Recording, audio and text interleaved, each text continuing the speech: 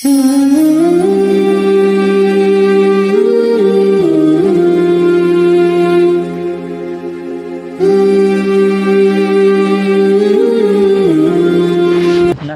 ونصلي على رسوله الكريم اما بعد اعوذ بالله من الشيطان الرجيم بسم الله الرحمن الرحيم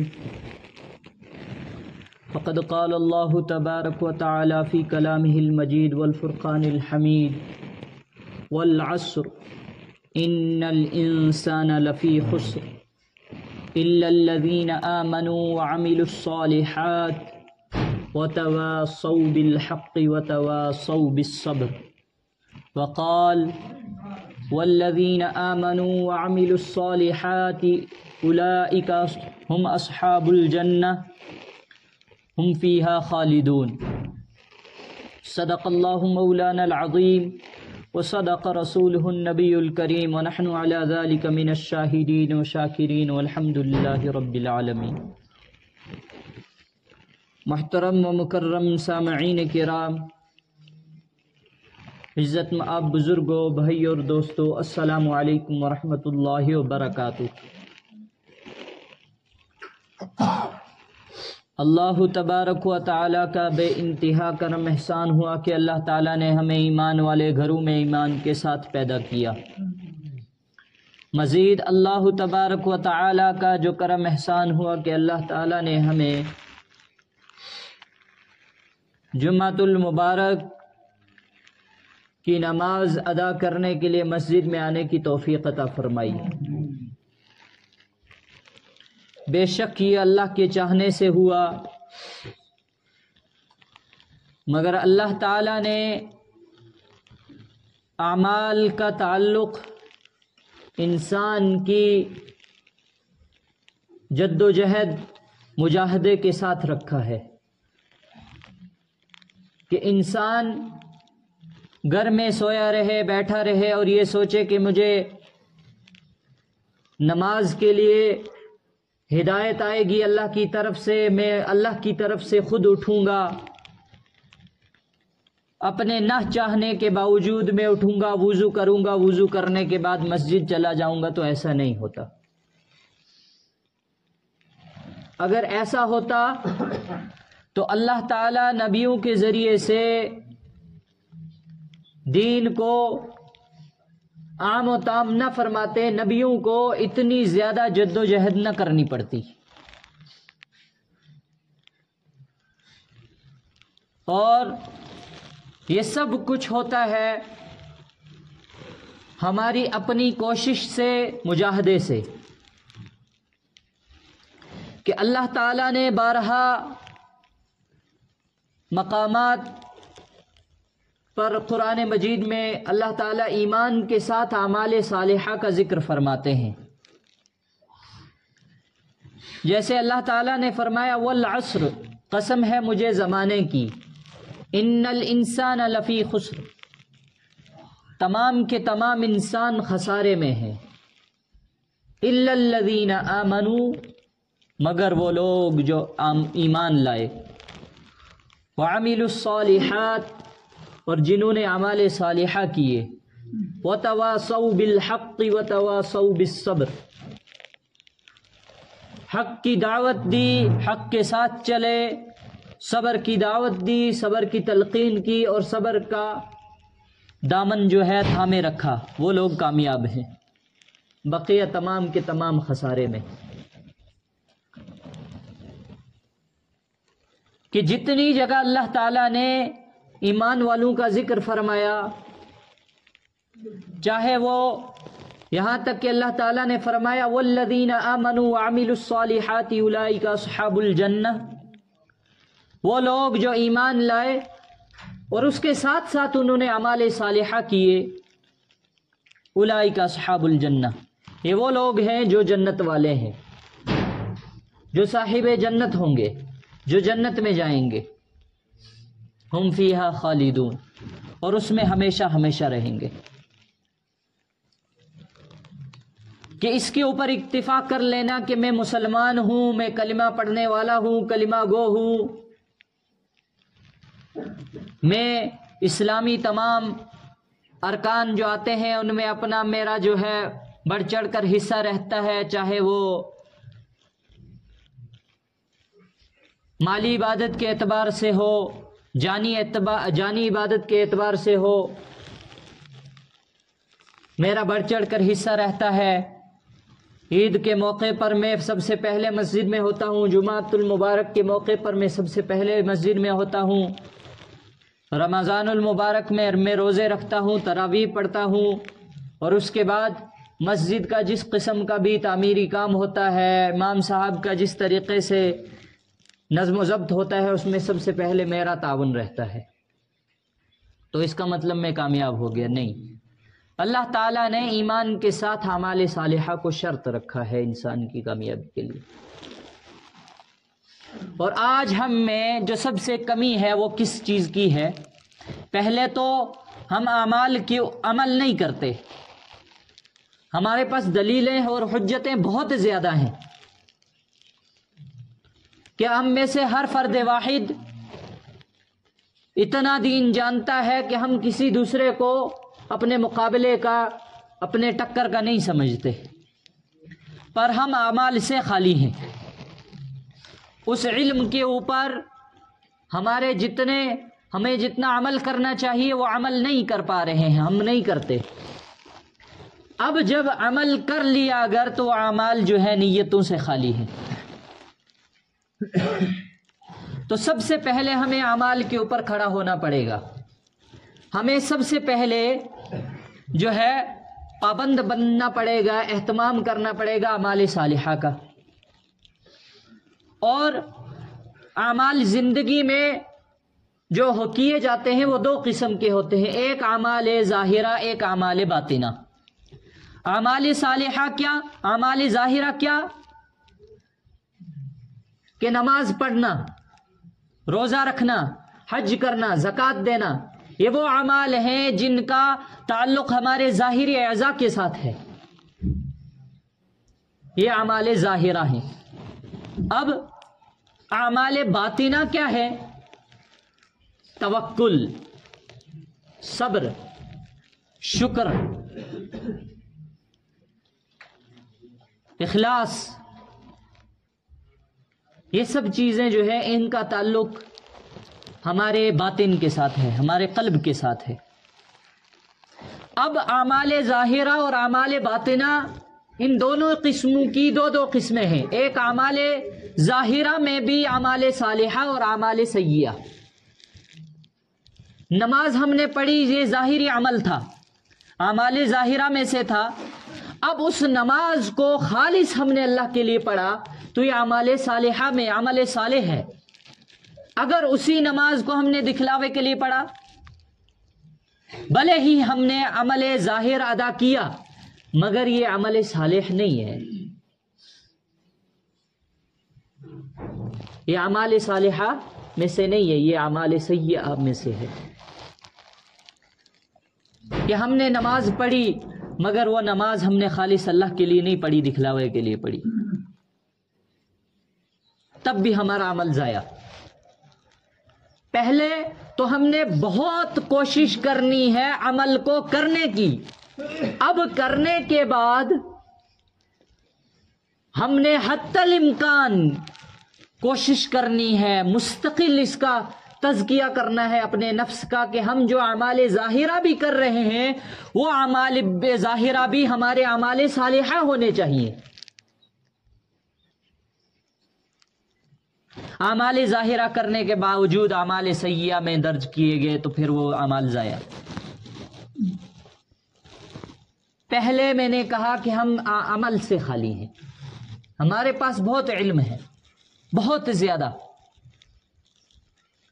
آج سے 10 یا 15 سال پہلے کے مقابلے کو لے کر آج ہم چلیں تو ہر چھوٹا بڑا آدمی علم کے اعتبار سے بے شمار معلومات رکھتا ہے اپنے پاس۔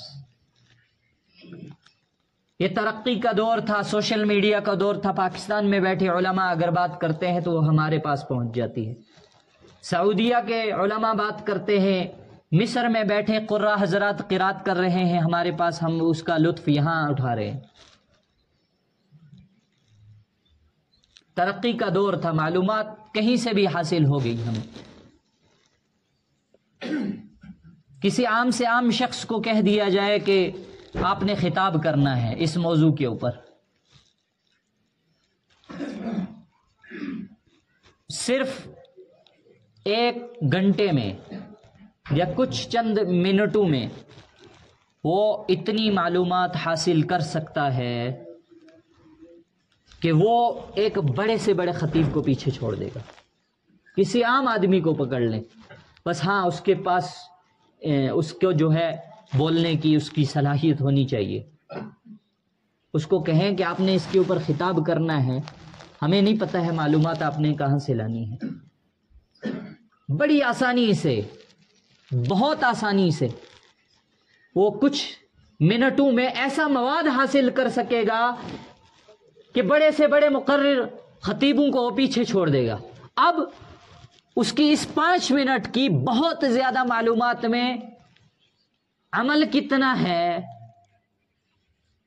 اس چیز سے ہم خالی ہیں. درس گاہوں میں، مکتبوں میں، اسکولوں میں مسابقہ بازی ہوتی ہے، بچوں کو جو ہے ٹاپک دیے جاتے ہیں، عنوانات دیے جاتے ہیں کہ آپ نے اس کے اوپر تقریر کرنی ہے، واعظ کرنا ہے، اسپیچ دینی ہے. تو بچے گھر میں جاتے ہیں، بہت ہی آسانی سے کتابوں کی بھی ضرورت نہیں پڑتی. ورنہ آج سے اگر 5 سال پہلے کی میں بات کروں تو کسی اگر موضوع کے اوپر بات کرنی چاہتا تھا انسان تو اس کے لیے مستقل آپ کے پاس کتابچہ ہونا چاہیے تھا، کتاب ہونی چاہیے، پیپر فارمیٹ میں بک ہونی چاہیے. آج اس کی ضرورت نہیں ہے. آپ کسی بھی بڑی سے بڑی، چھوٹی سے چھوٹی کتاب کو جو ہے بڑی آسانی سے حاصل کر سکتے ہیں انٹرنیٹ سے. تو وہ بچہ فوراً چند منٹوں اور چند گھنٹوں میں ایسی تقریر تیار کر لیتا ہے، ایسی تقریر تیار کر لیتا ہے کہ سننے والے جو حضرات ہوتے ہیں، وہ چاہے مدرسین ہوں، معلم حضرات ہوں، ٹیچرز ہوں، ججز ہوں، وہ دنگ رہ جاتے ہیں کہ اتنا ماشاءاللہ بولنے میں کتنی اس کے پاس صلاحیت ہے، اور کس قدر اس نے ویریفیکیشن اتھورائزڈ جو ہے ٹاپک یہاں پیش کیا ہے ہمارے سامنے، دلائل کے ساتھ، مستقل ریفرنسز کے ساتھ. مگر اعمال ہمیں اس کے اوپر عمل کتنا ہے، وہ چیز خالی ہے. تو ہم نے سب سے پہلے تو کوشش کرنی ہے کہ ہم نمازوں کے پابند بنیں. نمازوں کے کیا بنیں جی؟ پابندی کریں. 5 وقت کی نماز ہماری کہاں ہونی چاہیے؟ مسجد کے اندر. اب پھر جب 5 وقت کی نماز کے ہم عادی ہو گئے تو پھر ہم نے بہت زیادہ کوشش کرنی ہے، بہت زیادہ کوشش کرنی ہے کہ اس نماز کو، اعمال ظاہرہ، عمل ظاہر کو عمل صالح میں تبدیل کریں، اخلاص کے ساتھ، للہیت کے ساتھ اس عمل کو ادا کریں. اب جب ہم نے اس عمل کو اخلاص کے ساتھ ادا کر دیا تو ہمیں اب ضرورت ہے استقامت کی. کس چیز کی؟ استقامت کی. اس کے اوپر دوام کی ضرورت ہے. 1 وقت کی نماز بڑے زبردست طریقے سے ہم نے پڑھ لی تو ہمیں اب چاہیے کہ ہم اس کی پابندی کریں. اب ہر روز ہم نے ظہر کی نماز پڑھنی ہے. 1 روز پڑھ لی، اب ہر دن پڑھنے کی کوشش کرنی ہے. پہلے عمل کے اوپر کھڑا ہونا ہے اور اس عمل کو مضبوطی اپنی جو ہے محنت، کوشش کے ساتھ، لگن کے ساتھ اس کو اعمال صالحہ میں درج کرنا ہے کہ وہ ہمارا عمل صالح عمل ہو. اب صالح عمل کے بعد اس صالح عمل کے اوپر ہماری استقامت ہونی چاہیے. کیا ہونی چاہیے؟ استقامت. اب ہم نے استقامت بھی پکڑ لی تو اس کے بعد ایک اور مرحلہ آتا ہے جو سب سے زیادہ مشکل مرحلہ ہے. ان نمازوں کا ثواب اب ہم نے بچانا بھی ہے. کیا کرنا ہے؟ بچانا بھی ہے. ہاں، کہ ہم نے نماز پڑھی، نماز پڑھنے کے بعد بڑے دھیان لگن سے محنت کے ساتھ نماز پڑھی، بڑا دھیان لگا کے اچھے سے نماز پڑھنے کے فوراً بعد ہم لگ گئے کسی گناہ میں، غیبت میں، کسی کی چگلی کرنے میں. یا اکثر اوقات دیکھا جاتا ہے شیطان ہمیں ایک چیز میں پھنسا دیتا ہے. باریکی کے ساتھ اس بات کو سنیے، غور کے ساتھ، کہ میں نے 5 وقت کی نماز پڑھ لی. اب 5 وقت نماز پڑھنے کے بعد شیطان ہمیں کہتا ہے بھائی تو اکیلے پڑھتا رہے گا. کیونکہ شیطان بڑا خطرناک ہے، اس کو عدو مبین ایسے ہی نہیں کہا گیا کہ یہ کہتا ہے کہ تم اکیلے پڑھتے رہو گے، 5 وقت کی نماز تم نے پڑھ لی اور تمہارا پڑوسی 5 وقت کی نماز نہیں پڑھتا ہے، اس کا کون حساب دے گا؟ اب میں پڑوسی کے پیچھے لگ گیا. پڑوسی کے پیچھے لگنے کے چکر میں شیطان نے ایک چیز میرے دل میں ڈال لی. کیا چیز؟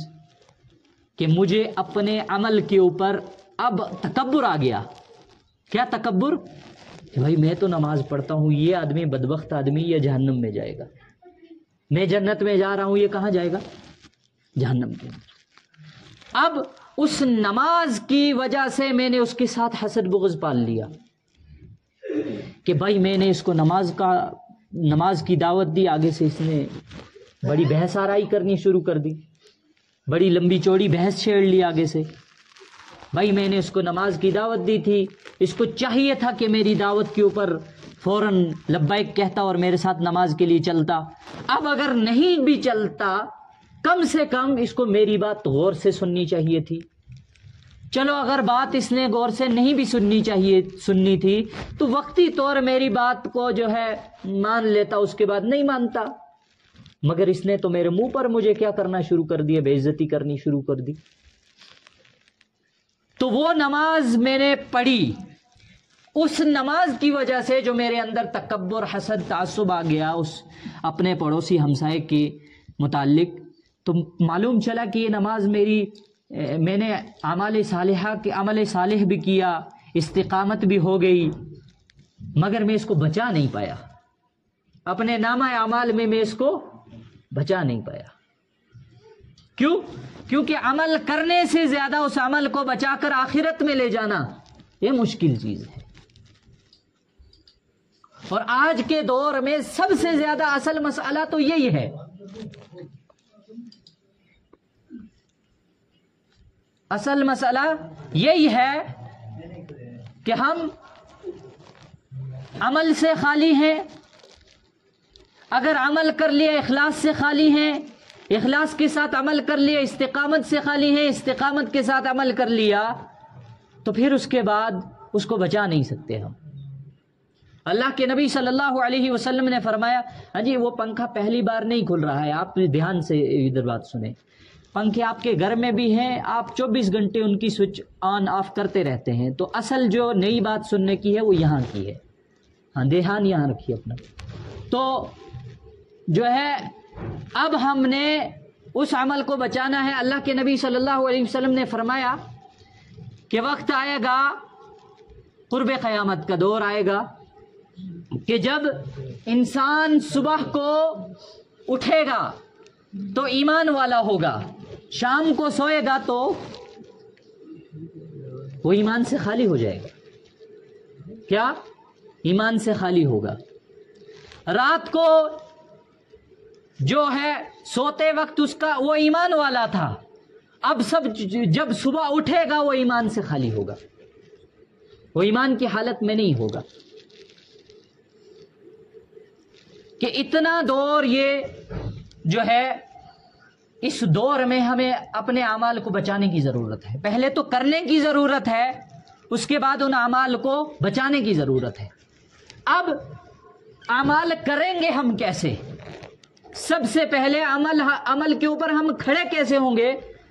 تو پتہ چلا دعائیں مانگنے سے عمل زندگی میں نہیں آتا ہے. دعائیں مانگنے سے زندگی میں عمل نہیں آتا ہے کبھی بھی. یہ غلط کنسپٹ ہے. آپ کو کسی نے یہ دعا کا غلط کنسپٹ آپ کے ذہن میں ڈال دیا ہے کہ آپ دعا کرتے رہیں گے، یا اللہ مجھے 5 وقت کی نماز پڑھنے کی توفیق عطا فرما. نہیں.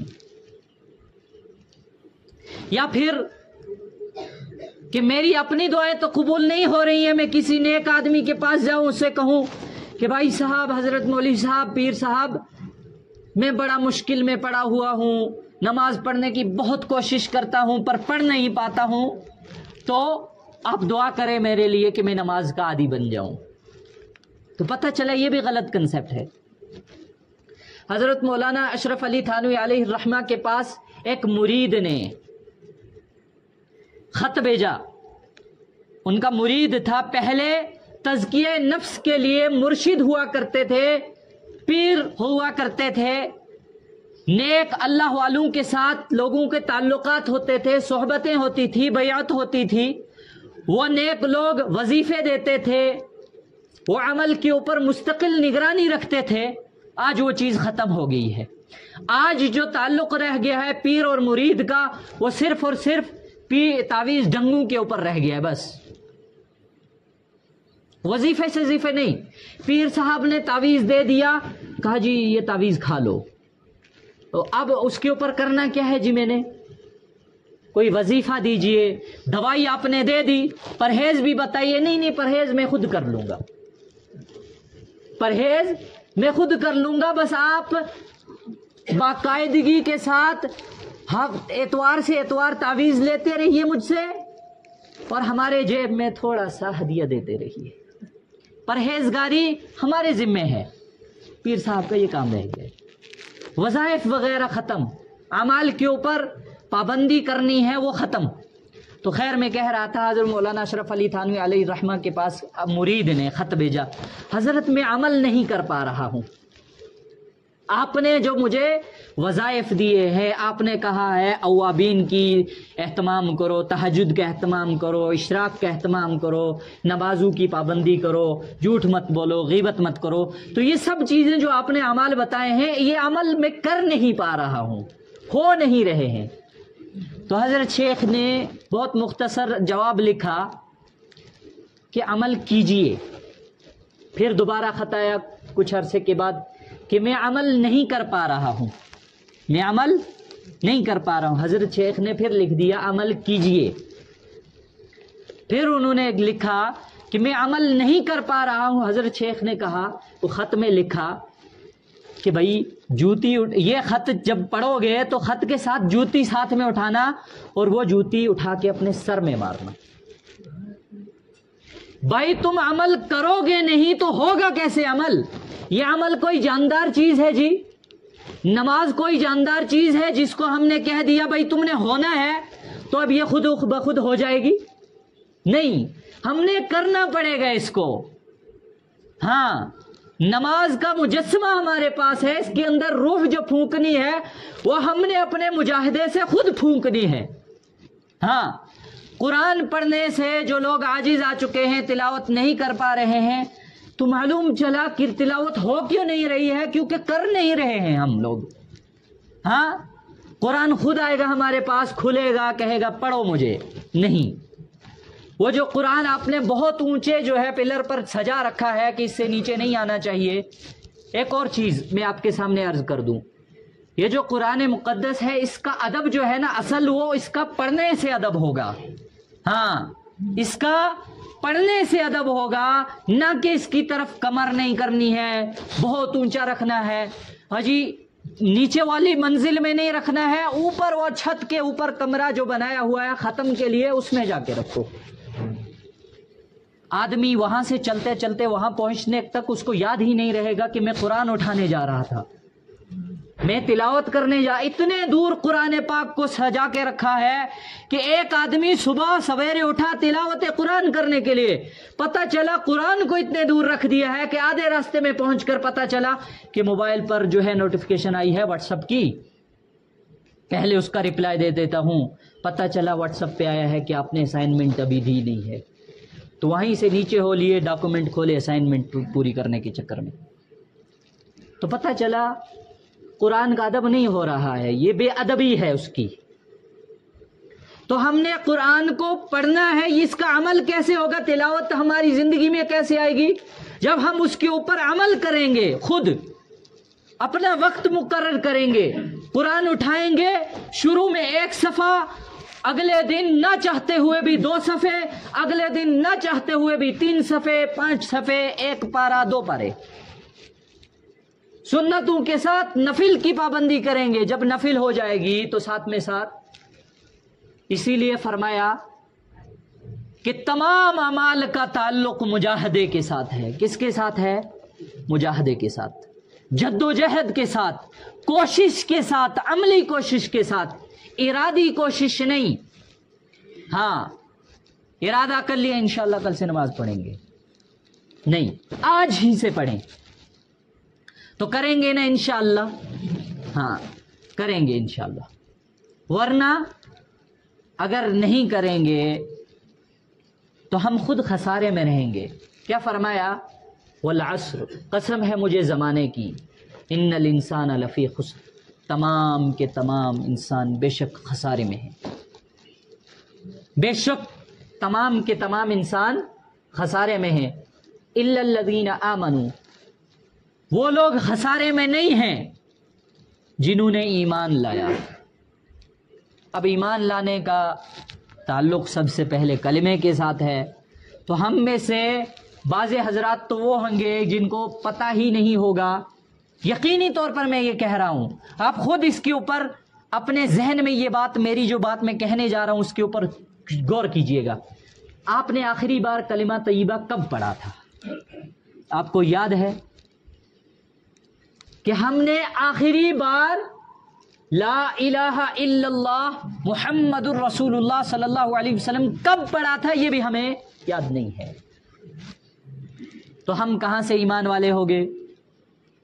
تو پتہ چلا پہلے ایمان والا بننا پڑے گا ہمیں، پھر اس کے بعد اعمال صالحہ، پھر اس کے بعد وتواصوا بالحق وتواصوا بالصبر. حق کی دعوت دینی ہے، حق کے اوپر عمل کرنا ہے، اور اس کے بعد جب حق کی دعوت دیں گے تو اس کے بعد مشکلات آئیں گی تو وتواصوا بالصبر، ہم نے صبر کا دامن تھام کر رکھنا ہے. یہ سب چیزیں جب ہمارے ذہنوں میں رہیں گی تو ہمارے اعمال صالحہ ہماری زندگیوں میں آئیں گے. جب ہمارے اعمال صالحہ ہماری زندگی میں آیا تو اللہ تعالیٰ وہ برکتیں ہمیں عطا فرمائیں گے جو برکتیں ہم سے پہلے لوگوں کو حاصل ہوئی. وہ اللہ کی طرف سے رحمتیں نازل ہوں گی، وہ برکتیں بارش کی طرح برسیں گی جو برکتیں اور رحمتیں اللہ تعالیٰ نے صحابہ کے اوپر برسائی. تو انشاءاللہ کریں گے نا جی. آج سے سب لوگ ہاتھ اٹھا کر ارادہ کریں گے کہ 5 وقت نماز کی پابندی کریں گے نا انشاءاللہ. انشاءاللہ اللہ تعالی ہمیں عمل کی توفیق عطا فرمائے. وآخر دعوانا ان الحمدللہ رب العالمین وما توفیقی الا باللہ.